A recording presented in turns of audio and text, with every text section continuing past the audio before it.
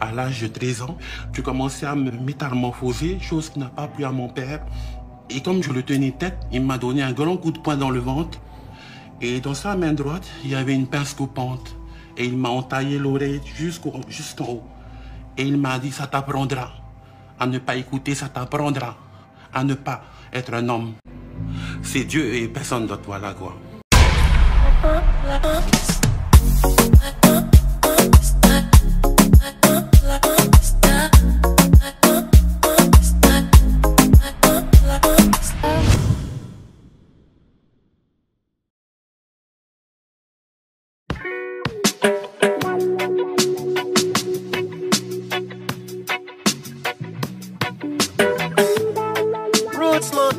Yeah, Polynesia. We kill the fire, we don't want. You know the fire, we play. Yeah, yeah.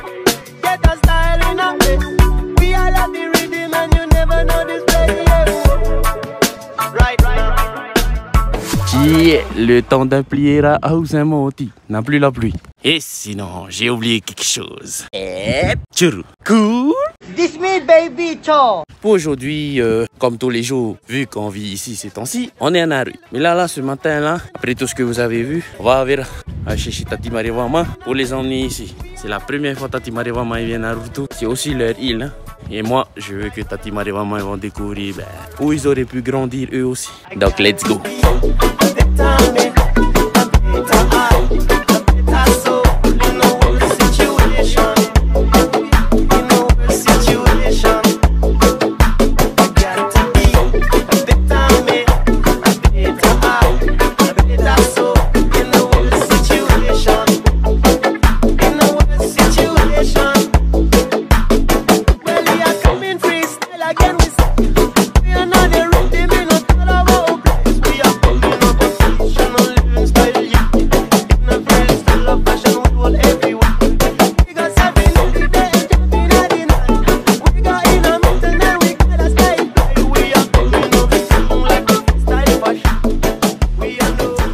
Voilà. Non, ici, c'est pas chez Tati Marivama. Ici, c'est la maison où moi j'ai grandi. Tu vois, quand je vous disais hier, j'habitais par là-bas. Et ben, c'était dans cette maison-là. Là, tu viens déposer ce bidule-là. Ils sont mis pour ce truc-là, je suppose. Après, on va récupérer les vélos. Et normalement, on retourne à Naru. Deuxième tour. Et dis-moi que quand j'étais petit, j'aimais pas prendre ce chemin-là. Hein? Je vous explique pourquoi t'allais. Yeah. Au titre, là maintenant, on va aller pas aimer où Tati Marivama habite parce que moi, je sais pas c'est où le habitat. A few moments later. Ça drive des enfants qui trippent. Et à Choné, à cause de toi, strike ma vidéo. Aïe, toi et ton frère. Là où est ta terre, si boy. On s'en fout. Allez, photo famille. C'est cousin là.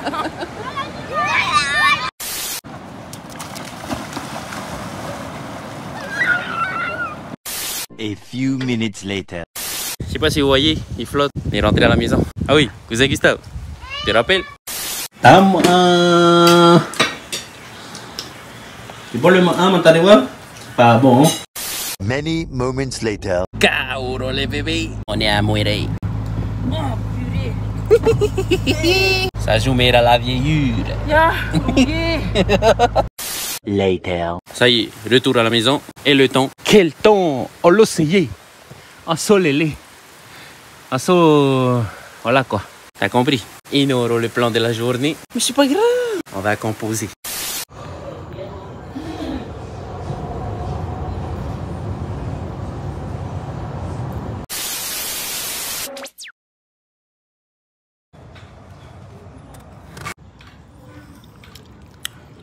Y'a ma entranité là.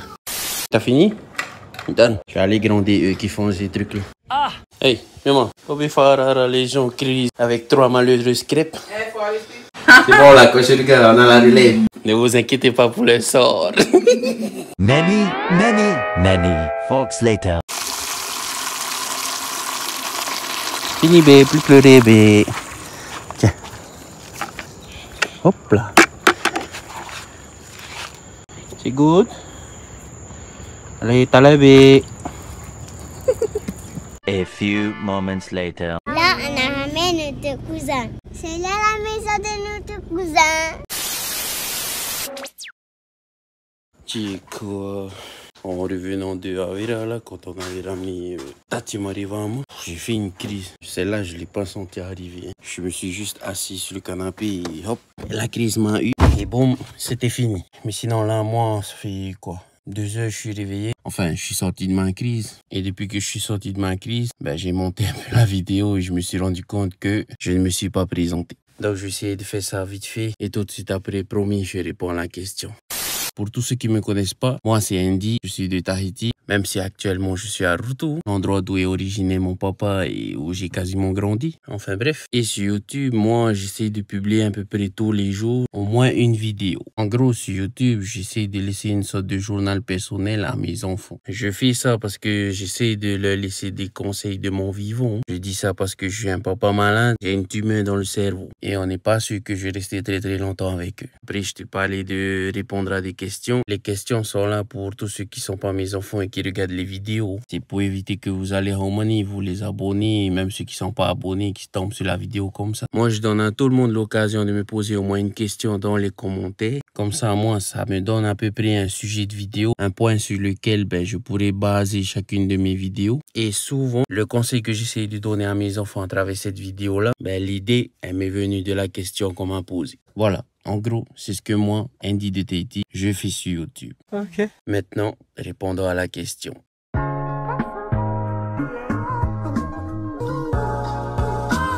Qu'est-ce qu'on ferait ou qu'est-ce qu'on penserait de si jamais un de nos gosses devenait gay? J'ai pas eu le temps de parler de ça avec maman aujourd'hui pour avoir son avis à elle. Mais moi, c'est pour ça que j'ai mis en intro la partie où il y a comment on dit ça?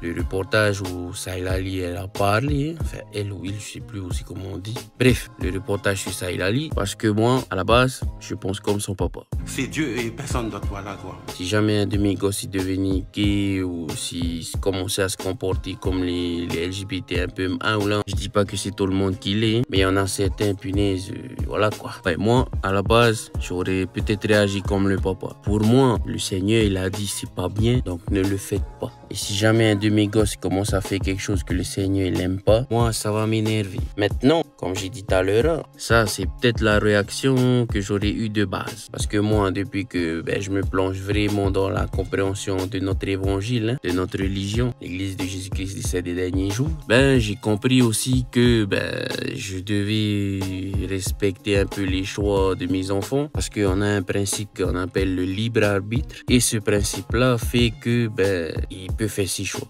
Il a le droit. Moi, je dois juste lui enseigner. Tout comme on m'a enseigné moi depuis que je suis petit. Je dois lui enseigner, après laisser faire les enseignements. Mais franchement, ça s'arrête là. Moi, depuis qu'ils sont petits, j'essaie d'établir quelque chose avec mes enfants. Une sorte de lien père-fils, meilleur ami, pas copain. Pour essayer de déceler ce genre de choses. Parce que certes, les enfants, ils ont leur libre arbitre. Ils ont le droit de faire leur choix. Et je dois respecter ça. Mais ça ne veut pas dire que j'ai pas le droit de rien faire pour leur éviter de faire les choses que le Seigneur ne veut pas qu'ils fassent. Alors, je pense que la réponse à ta question, pour ma part en tout cas, ça serait plus que je respecterai leur choix, si jamais ils nous annoncent ça un jour. Mais ça ne veut pas dire que je ne ferai rien pour les ramener sur le droit chemin. Parce que personnellement, c'est pas le droit chemin, prendre ce chemin-là. C'est personnel. Je dis pas à tout le monde que c'est moi qui a raison. C'est ce que je pense personnellement. Et voilà, je crois que ça va être ça la réponse à la question.